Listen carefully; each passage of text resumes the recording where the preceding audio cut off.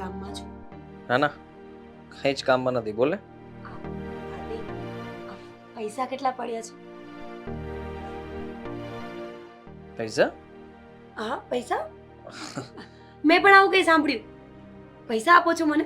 વાંધો નહીં, આપી દો. એક મિનિટ, પણ શેના માટે જોઈએ છે, શું કરવા છે, કંઈ બોલે તો ખબર પડે ને મને. પૈસા શું કામ આવે આદિ? જે વસ્તુ પૈસાથી મળતી હોય એ વસ્તુ આપણે ખરીદી શકીએ, ક્યાંય બહાર ફરવા જઈ શકીએ, પૈસા હોય તો ઘરેણાં કરાવી શકીએ, પૈસા હોય તો સારું સારું ફૂડ ખાઈ શકીએ, અને પૈસા હોય ને તો સારી જિંદગી જીવી શકીએ ટૂંકમાં. તો છે જ ને, અને જીવી જ રહ્યા છો ને. તમે દર સન્ડે બહાર જાઓ છો, બહારનું જમો છો, હરો છો, ફરો છો. આનાથી વધારે તમે હવે શું અપેક્ષાઓ રાખો છો? મારા માટે નહીં, પૈસાની નીડ બીજા કોઈને છે જેણે મને વાત કરી અને મેં તમને વાત કરી. આ મતલબમાં નવી કઈ પોલિસી ચાલુ કરી છે કે થર્ડ પાર્ટીની વાત અહીંયા આવીને મારી પાસે કરવાની, પછી પાછું ત્યાં વાત કરવાની, ત્યાંથી પાછી અહીંયા કરવાની? સાચું કહું ને તો મને વચ્ચે આ ટપાલીની જેમ રહેવું ગમતું જ નથી. અહીંયાથી લેટર લઈને ત્યાં પહોંચાડો, ત્યાંની વાત અહીંયા પહોંચાડો. કેવું લાગે? આપણી ઇમેજ બહુ ખરાબ થાય આમાં. પણ હવે હું શું કરું? સુડી વચ્ચે સોપારી છું. ત્યાં પણ ના નથી પડાતી અને અહીંયા તો કઈ બોલાતું જ નથી. ડાયરેક્ટલી તમારે જે કામ હોય ને તે મને કહી શકો છો. પાકું? પાકું? પ્રોમિસ? પ્રોમિસ? કઈ કહેશો નહીં? કેવું કહેવા જેવું હશે તો કહીશ, બાકી નહીં કહું. નહીં કયો, તમે કઈ નહીં જ કયો. ઠીક છે, તો હું હિંમત સાથે મારી વાત કરવા જઈ રહી છું કે 10,000 રૂપિયા જોઈએ છે. 10,000 રૂપિયા? 10 બોલી? તો 10 જ બોલી હોઈશ. તો શેના માટે? કેવું પડશે? ના એટલે કેવું તો પડશે ને, હું તને પૂછી તો શકું ને. 10,000 રૂપિયાનું શું કરવું છે? જુગાર રમવો છે, બહાર જઈને ઉડાડવા છે, કોઈને આપી દેવા છે, દાન કરવા છે?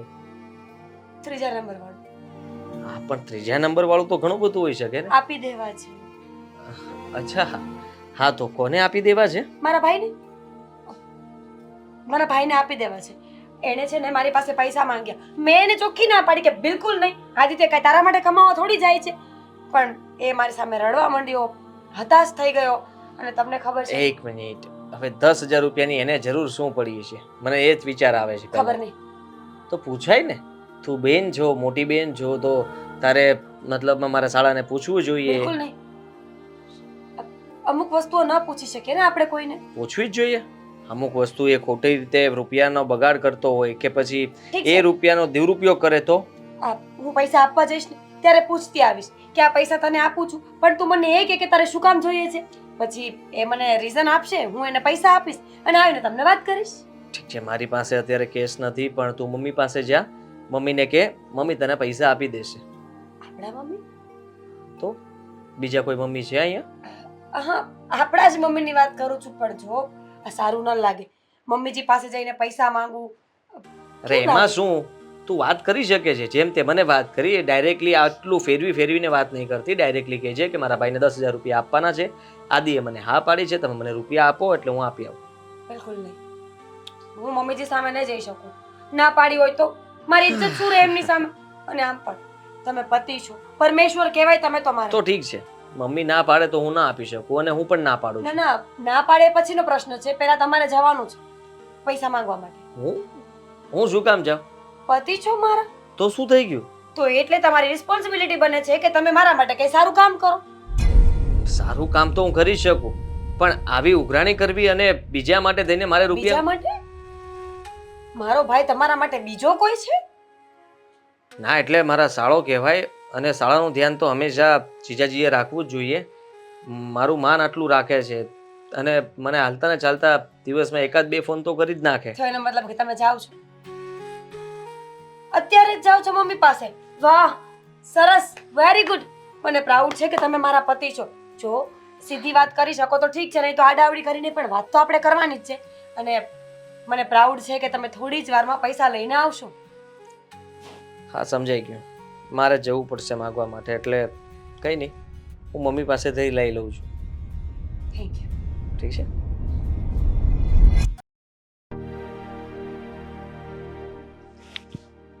કુમાર, આખો દિવસ તમે મોબાઈલ લઈને બેઠા હોય, આ મોબાઈલથી કંટાળતા નથી?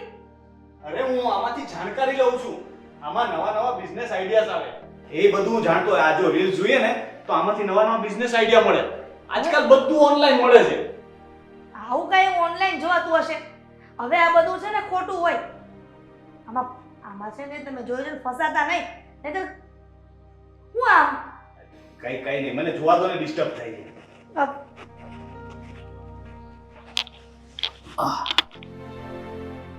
મી હા બેટા, 10,000 રૂપિયા આપો ને. 10,000? તેમાં કઈ કહેવાનું હોય? આ લઈ નો લે કબાટમાંથી, તને ખબર તો છે ક્યાં મૂકી છે. મમ્મી, મને પણ 5,000 રૂપિયા જોતા હતા. હું પણ લઈ લઉં ને. 5,000? શેના માટે? શેના માટે એટલે મમ્મી, જો એમને માંગ્યા તો ના, એટલે હું રીઝન પણ આપીશ. પહેલા તમે આપો કે 5,000 રૂપિયાની તમારે શેની જરૂર પડી છે? મારે કંઈક લેવાનું હતું, યાદ નથી. હા, દામિનીને ખરીદી કરવા જવાનું હતું તો એ હું સાથે મોકલી દઈશ. એ મીરા સાથે જશે ને ત્યારે એને જે લેવું હશે એ લઈ લેશે. પણ હું લઈને આવવાનો છું. મેં કહ્યું હતું કે હું લેતો આવીશ. ના ના ના ના, તમારે શું કામ ધક્કો ખાવો? હા, અને કુમાર, અમારી દીકરી લેવા જાય કે તમે શું ફરક પડે? આ જુઓ. બરાબર જ કીધું આદિએ. આ 10,000 રૂપિયા મારે નથી જોતા, મીરાને જોતા છે. મારા શાળાને કંઈ પૈસાની જરૂર છે તો એણે એની બેન પાસે માગ્યા હશે 10,000 રૂપિયા, એટલે મીરાએ હા પાડી છે. તો આપી દેજો તમે મીરાને, અને એ પાછા આપી દેશે એટલે મીરા તમને પાછા આપી દેશે. કાંઈ વાંધો નહીં દીકરા. આ 10 ના 20 લઈ જાવ, શું ફરક પડે? આ ઘરનું ઘરમાં જ છે ને બેટા. હા, પણ મને તો કોઈ હા તો પાડો. મેં પણ 5,000 રૂપિયા માંગ્યા, જવાબ કેમ નથી આપતા તમે? તમે કેવી વાત કરો છો? તમે આ ઘરમાં રહો છો, આ ઘરમાં તમે શાંતિથી ખાઈ પીને મજા કરો છો. તમને 1 રૂપિયાનો પણ વહીવટ હું કંઈ પૂછું છું કે મહિને તમે કેટલા કમાઈને એ ઘરમાં આપો છો, શું કરો છો, શું નહીં, કંઈ પણ પૂછતો નથી. અને ઇવન અમે એ પૂછવા પણ નથી માગતા. તો પછી તમે હવે આવી રીતના રૂપિયા માગો અને અમારા રૂપિયા ઉડાડો, એ સારી વાત ના કહેવાય. ઉડાડવાની વાત નથી મમ્મી, આ કેવી વાત કરે છે? મારે પૈસાની જરૂર છે ને આની પહેલા પણ જ્યારે જરૂર પડી ત્યારે તમે લોકોએ આપ્યા જ છે ને. આપ્યા જ છે. આ મારું ઘર છે તો હું માંગી શકું ને. મમ્મી, હું તમારો દીકરો નથી. સોસાયટીના ગલ્લાવાળા પણ માગતા હતા. કંઈ બાકી રાખેલું છે ત્યાં? તમે મારું શું કામ બાકી હોય? ગલ્લા પર તો હું જતો જ નથી. લે, અચ્છા એવું? તો પછી તમારું જ નામ દીધું હતું કે તમારા જીજાજી એટલે કે તમારા કુમાર. હા, એ પેલો મનુભાઈનો ગલ્લો. એ તો પેલા મારા ફ્રેન્ડ લોકોને મહેમાન આવતા હોય કે નહીં તો એ લોકોને ત્યાં ઠંડુ બંડુ પીવડાવ્યું હોય, અચ્છા, એનું બિલ બાકી છે. સારું કહેવાય. જાજુ બિલ બાકી છે. કેટલું? પૂછો.